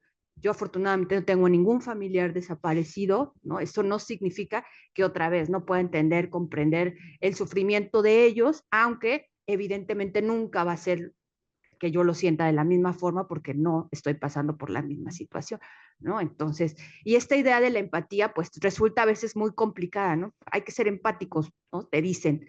Y tú como, bueno, ¿y eso cómo se construye? ¿Cómo se come? ¿Qué significa ser empáticos en una situación así? Entonces, yo otra vez regresaría a dos cuestiones importantes cuando estás hablando de la implicación y sobre todo de las afectaciones, no solamente emocionales, también físicas, o sea, de salud, incluso cuando uno empieza a andar en el campo con ellos, pues también dejas de comer, o sea, yo me acuerdo cuando yo hacía trabajo de campo en República Dominicana y me iba con los campesinos, nos daban un pedazo de queso y un así pedacito de yogur y yo decía, pero qué hambre tengo, o sea, yo nunca había vivido esta sensación de tener hambre y decía, o sea, ahí es cuando entonces uno empieza a decir, bueno, también hay afectaciones físicas porque te empiezas a enfermar tú también, ¿no? Es decir, hay muchas otras cosas. Claro que hay que estar en esa vigilancia permanente de cómo te implicas como investigador, porque eso es muy importante, como dicen, con los grupos de acompañamiento, la terapia,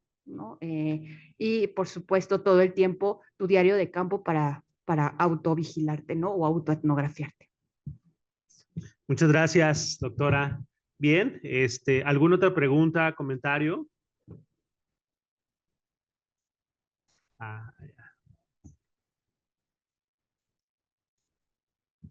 Gracias. Y gracias a ustedes por compartirnos sus experiencias, el escuchar cómo es la investigación ya realmente en el campo y en la realidad, pues es muy interesante para nosotros que por el momento solo podemos saber de eso por medio de las clases y un poquito con nuestro proyecto que tenemos ahorita. Mi pregunta es, porque justamente yo ayer, estando en Facebook, me sale una publicación donde dice que en México no existe como la pedagogía penitenciaria ni la pedagogía hospitalaria. Entonces fue como algo desalentador porque en la escuela nos mencionan cómo podemos incursionar en diferentes ámbitos que no sea solo lo escolar. Y ahora que ustedes nos están platicando de esos contextos tan difíciles, yo me pregunto cómo gestionan el poder entrar a estos lugares y cómo también, pues cómo motivarse uno para así incursionar en esos ámbitos en los que te dicen que no se puede o que no es tu área. ¿Cómo gestionas eso? Muchas gracias. Adelante. El respaldo institucional es la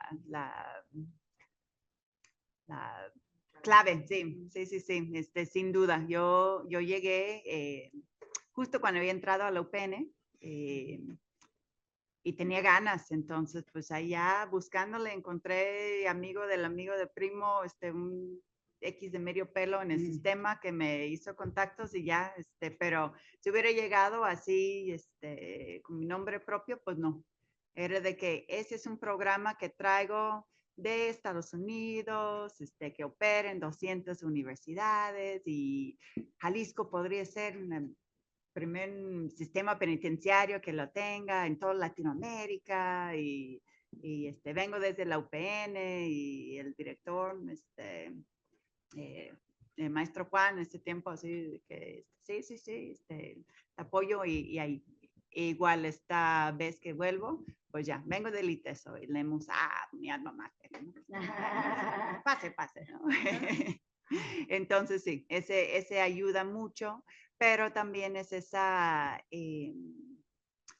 pues creo que justo lo que estaba hablando Erga, ¿no? Esa sensibilidad antes de, o sea, no es llegar así de que, yo vengo y soy profesora y yo sí sé, es también un reconocimiento de la complejidad del sistema, no, que no estamos llegando en caso del sistema penitenciario para juzgar, sabemos que pasan un montón de tragedias allá, pero esta pedagogía implica reflexión constante a decir, a ver, si yo voy y denuncio ese hecho de que me enteré en ese momento, claro que me van a cerrar las puertas, ¿no?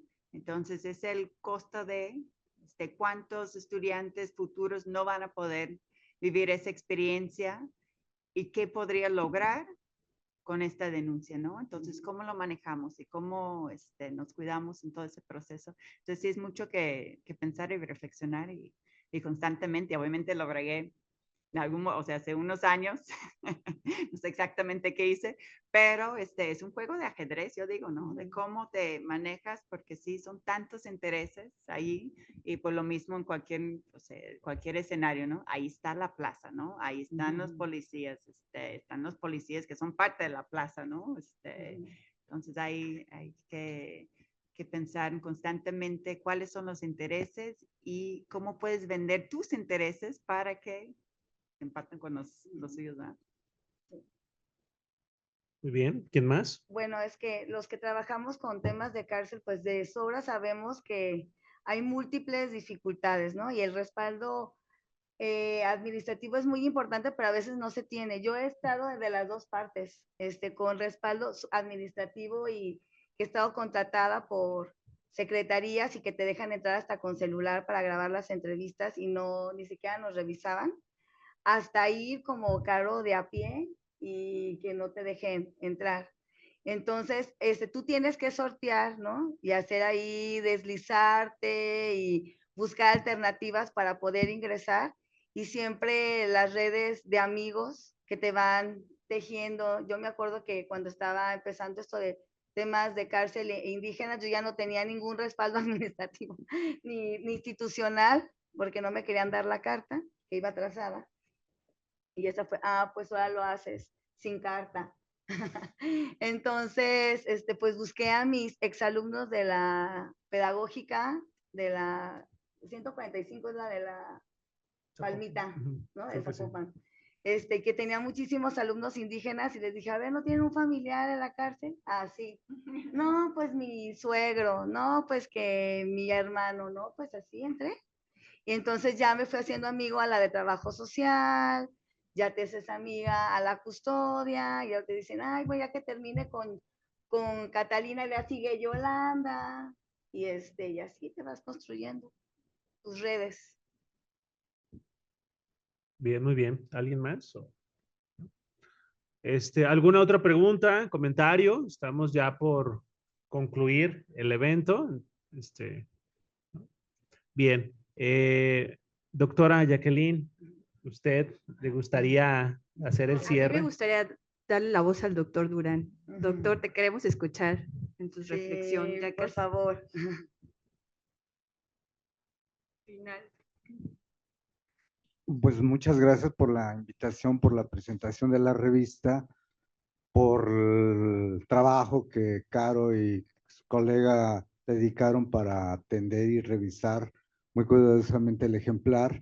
Quisiera señalarles que el ejemplar está dispuesto, los dos ejemplares que coordinamos la doctora Garza y yo, están disponibles de manera abierta en la página del colegio, entonces cualquiera lo puede revisar. No hay solicitud de nada, están disponibles. Y bueno, me quedé pensando un poco en esta idea de cuáles son los obstáculos que tiene el proceso de la investigación en campo. Y un tanto en cuanto a las consideraciones que la mesa ha hecho, la de Julio, la de la doctora Daniel, la de Jackie, la de la doctora Carolina, me hacen pensar que el principal problema de investigador, de la investigación, es el investigador mismo. Cuando nos planteamos las preguntas o los problemas de la investigación, no necesariamente lo hacemos de manera asertiva. En medicina, por ejemplo, quien estudia cualquier especialidad pasando por la patología, hace una diferenciación entre conocer la enfermedad o conocer al enfermo. Y si nosotros lo planteamos como el conocimiento de la enfermedad, nos vamos a equivocar. Porque al final de cuentas, la enfermedad es el enfermo es la convergencia de dos condiciones que se asocian. El sujeto que padece y las condiciones que favorecen ese estado de... ¿sí? En ciencias sociales esto es muy difícil, porque intermedia esta parte que se ha señalado insistentemente, el proceso subjetivo, emotivo, ético, la parte personal del sujeto que está preguntándose qué es la realidad. Y la realidad está conformada por múltiples verdades. Está la verdad jurídica, está la verdad económica, y es muy difícil que sin experiencia uno pueda entrar en una confrontación de valores y de entrada decir de qué lado me pongo, sin preguntarse antes qué es lo que quiero conocer. Entonces, cuando nos encontramos con una realidad tan difícil como es el crimen, como son las violencias, lo que estamos encontrando no son los sujetos, sino son productos de contextos que se vienen desenvolviendo y que los sujetos muchas veces son resultado de eso mismo, pero también son generadores de esos contextos.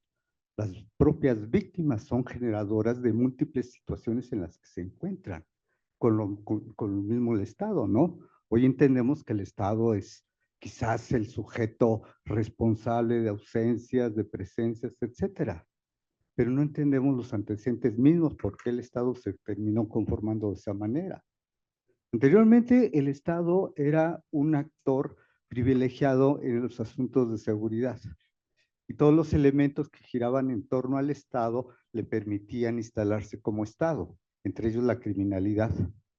Hoy el contexto histórico parece que ha cambiado esa relación entre Estado y criminalidad y pareciera ser que hoy el Estado está cumpliendo las funciones que antes el crimen cumplía frente al Estado. Entonces, en esa relación dinámica estamos envueltos los sujetos. Y una de las preguntas que creo que sería constante en toda investigación es cómo estoy construyendo esa realidad. A partir de qué elementos me permiten entender esa relación tan compleja que se da entre el pasado y con las tendencias que van a venir en el futuro. Entonces, no es sencillo. Por supuesto, una realidad tan cruda como la que vemos frente a quienes estudian la violencia, obligan a tomar parte emotiva del proceso, pero también obligan a ser responsables frente a qué realidad uno quiere investigar, ¿no? Y bueno, yo me felicito el encontrarnos con un grupo de jóvenes que están preocupados, están preguntándose por eso, ¿no? Preguntabas acerca de cómo se gestionan los procesos para introducirse a este tipo de situaciones. Yo recuerdo la experiencia de un sociólogo del Colegio de México, Jorge Bustamante, muchos años, que a partir de sus investigaciones en torno a los procesos migratorios, él se coloca como migrante y se va al norte del país, a Sonora, a hacer el recorrido de cuál es el proceso de la experiencia misma de la migración. Y va recorriendo y va encontrando cadáveres y va encontrando una serie de secuencias de aquellos que pasaron antes. El resultado de esa investigación es que se funda un instituto, se funda un colegio, el Colegio de las Fronteras.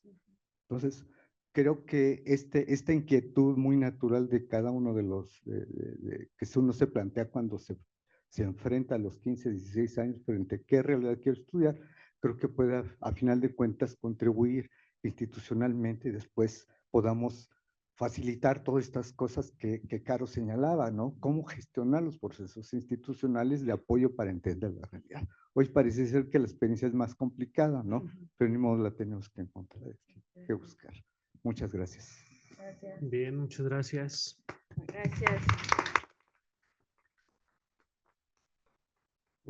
Bueno, nada más con esto, pues quisiera otra vez agradecer la oportunidad que me permitieron de aproximarme a esta revista. Creo que los textos son muy valiosos para quienes justamente estamos en esta difícil tarea de tratar de hacer investigación de campo en contextos de riesgo. El doctor decía, ¿no? Hay que construir verdades y sin duda quienes trabajamos con sujetos partimos muchas veces de eso, ¿no? De los sujetos, de los actores, de sus agencias, de sus marcos de significación, y eso es lo que tratamos de comprender, pero no vamos a poder lograrlo si no nos conocemos nosotros, ¿no? Yo creo que ahí, bien lo decía él, habría que saber qué tipo de investigadores somos, ¿no? Y con ello quiero dejarles ahí la tarea para que piensen, o qué tipo de investigadora quiero ser a partir de estas referencias teórico, metodológicas, epistemológicas, filosóficas incluso. Yo creo que ahí hay una gran tarea para preguntarse cómo quiero entrar e insertarme en un campo a partir de todas estas, digamos, marcos que tenemos, ¿no? O fundamentos, bases que nos van dando una guía, una manera de mirar y comprender el mundo. Yo creo que ese es el gran reto que tenemos, cómo aprender, ¿no? Como lo decía y se los dije hace rato, ¿no? En este precepto espinociano, sin reír, sin lamentar, ¿no? Sin detestar, sino comprender. Eso. Muchas gracias. Bien, muchas gracias. Pues bueno, damos por concluida esta mesa de diálogo, agradeciendo la presencia de todos y cada uno de ustedes y también pues a quien nos acompaña en vía remota. Muchas gracias, Edgar, por ese esfuerzo que haces al acompañarnos aquí. Saludos, Y Edgar. gracias a las autoridades del Colegio de Jalisco por recibirnos, tan amables, tan hospitales como siempre.